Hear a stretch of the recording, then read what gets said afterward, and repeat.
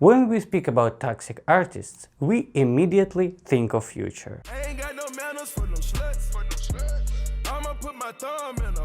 If we're thinking about toxic R&B, then it's The Weeknd. But the real menace to society is Brent Faiyaz. After everything that happened on his new album Wasteland, he should have been isolated. And probably he would have been, if only he hadn't released the most intriguing R&B project of last few years. Hello rap children, now our Apostle is breaking down Wasteland.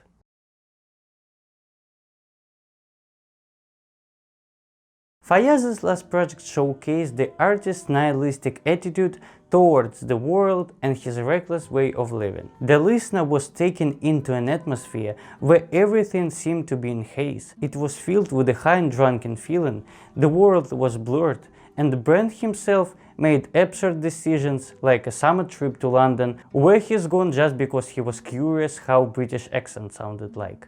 I was nothing at all. Took a trip to London just to hear how they talk.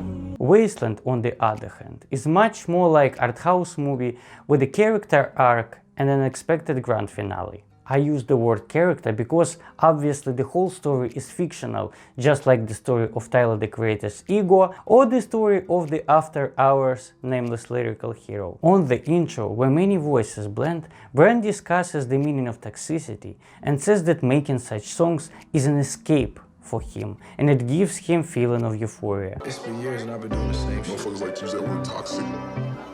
That's the internet word that people like to attach to shit. The first full-length track, Loose Change, gives an nocturnal mood that will chase you through the entire project. The hypnotic violence, complete lack of drums, and low-pitched voice create a kind of psychedelic feeling of wandering around the city. I'm gonna be sorry for I was counting zeros. I'm a hometown hero. It's such an exquisite yet mystical sound that it gives you a bunch of associations with movies like Enter the Void or Eyes Wide Shut. And among other things, they've sampled the CJ meme. Oh shit. Here we go again. We are introduced to a character who's contemplating about his relationships with a girl, probably right after a breakup. He thinks about love and wonders how much his perception of this girl has changed over time. And it wouldn't be Brent if he didn't combine these thoughts with toxic punchlines. I remember when you couldn't tell me a thing. Oh, you talk so much it drives me insane. As you gradually unravel the first songs of this album, you realize that although this character tries to pretend that he's focused on some girl, he actually keeps you at a distance and makes you dependent of his figure. During Heal Your Heart with Hot Woman and a beat piano, Brent says the things his girlfriend wants to hear. Fuck the whole front row at the show if you ain't there. But that's just another manipulation, because right after that there comes the first shocking moment that knocks the unprepared listener off his feet. The EGOMANIAC skit. During Brent's conversation with the girl, we find out that she's carrying his child, but he doesn't support her, and he gives attention to anybody but her. You respond very fast to every bitch except the person that's carrying your child. Wow. Most of all, the lyrical hero reminds me of the Albert Camus' The Stranger. He's such an empathetic spectator who shows no empathy, no love towards people who care about him. The main question for listener is, can he express sympathy? Can he be real?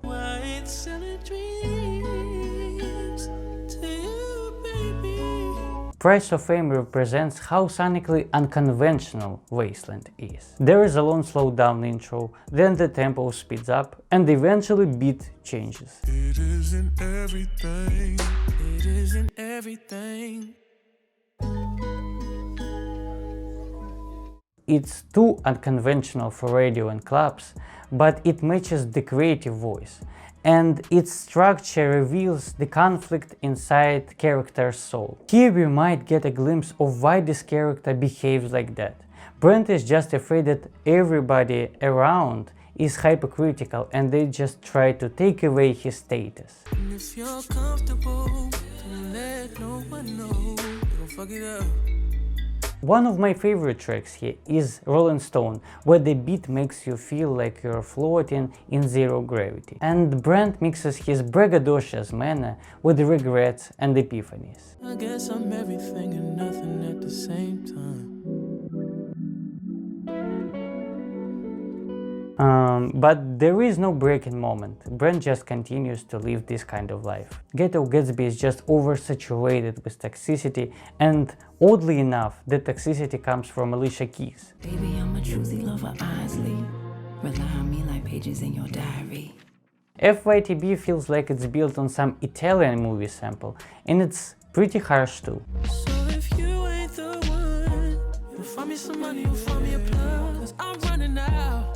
That leads us to the second skit, Oblivion. A very drunk Brent is hanging out with another girl when he gets a call from the pregnant one. Brent is annoyed and that girl says pretty ironic phrase. It's not a big deal anyway. It ain't like y'all got a baby or nothing. Wow. The moment Faiyaz is messed up but continues to pretend everything's okay, Dead Man Walking starts. Probably my favorite track of this record. It's the only track from the old singles I've been constantly listening to.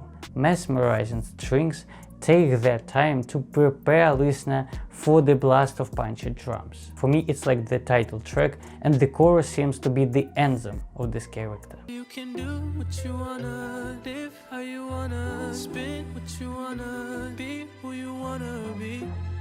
After a couple of tracks, there comes the last skit, Wake Up Call, and it's the most unexpected twist. A pregnant girl calls Brent and says that she wants to kill herself. Trying to save her, Brent gets into a car accident, and on the last track he sees this girl as an angel, and finally this character regrets that he didn't change anything sooner. Wow.